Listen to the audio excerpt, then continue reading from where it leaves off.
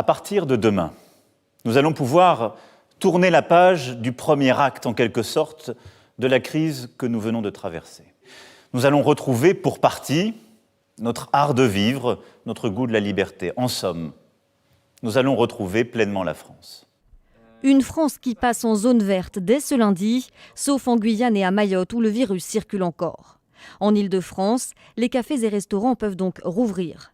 Les crèches et les écoles, elles, rouvriront de manière obligatoire et selon les règles de présence normale le 22 juin. Objectif, accélérer la reprise pour faire repartir l'économie. Pas de hausse des impôts, promet le président. Priorité selon lui, reconstruire une économie forte, écologique, souveraine et solidaire. Elle sera préparée durant tout l'été, avec les forces vives de notre nation, pour être mise en œuvre au plus vite. L'indépendance de la France, pour vivre mieux, exige aussi notre unité autour de la République. Une unité sur laquelle le président prend le temps de s'attarder. Rapport au contexte social lié aux manifestations contre le racisme et les violences policières.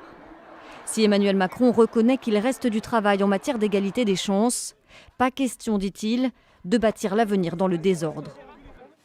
Sans ordre républicain, il n'y a ni sécurité, ni liberté. Cet ordre, ce sont les policiers et les gendarmes sur notre sol qui l'assurent. Ils sont exposés à des risques quotidiens en notre nom. C'est pourquoi ils méritent le soutien de la puissance publique et la reconnaissance de la nation. Emmanuel Macron, qui a promis de tirer les leçons de cette crise sanitaire sans précédent, dit vouloir dessiner un nouveau chemin. Il s'adressera à nouveau aux Français le 1er juillet pour préciser ses actions.